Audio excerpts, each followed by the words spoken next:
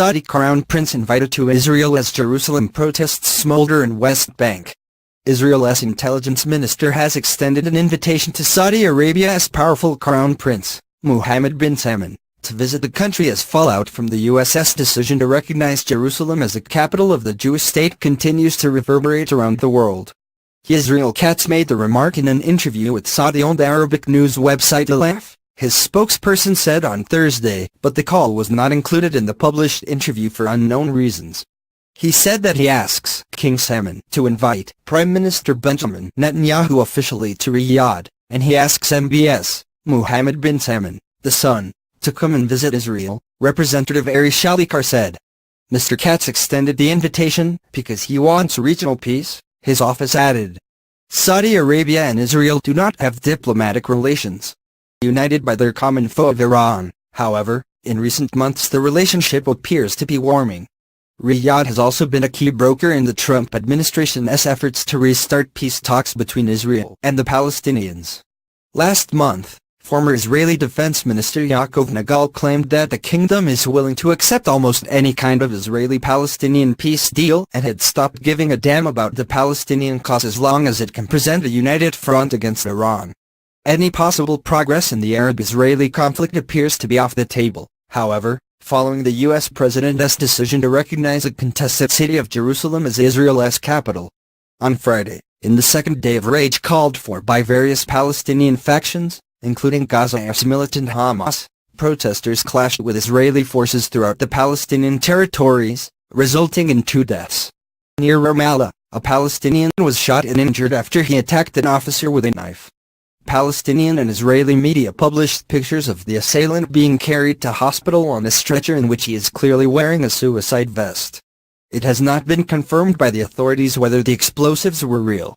Throughout the West Bank and Gaza, Palestinians threw rocks and petrol bombs at Israeli troops. Soldiers responded with tear gas and rubber bullets. The Gaza Health Ministry said that 5 Palestinians were in a moderately serious condition after being injured by live fire. There have been violent incidents across the territories, which have resulted in the deaths of a total of 6 Palestinians since Donald Trump's the 6th of December announcement that the U.S. would recognize Jerusalem as Israel's capital. Israel annexed East Jerusalem in the 1967 Six-Day War, an action that was never internationally recognized. Control of it remains one of the core stumbling blocks to an Israeli-Palestinian peace deal. Like many presidential hopefuls before him, on the campaign trail Mr. Trump promised to recognize Jerusalem as Israel's capital and to relocate the U.S. embassy there from Tel Aviv.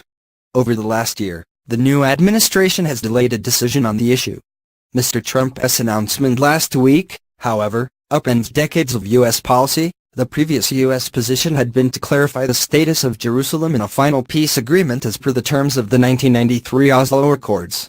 It has earned the U.S. condemnation from the Muslim world and Western allies, including a rare rebuke from King Salman of Saudi Arabia, who reiterated earlier this week that the Palestinians have a right to East Jerusalem as their capital.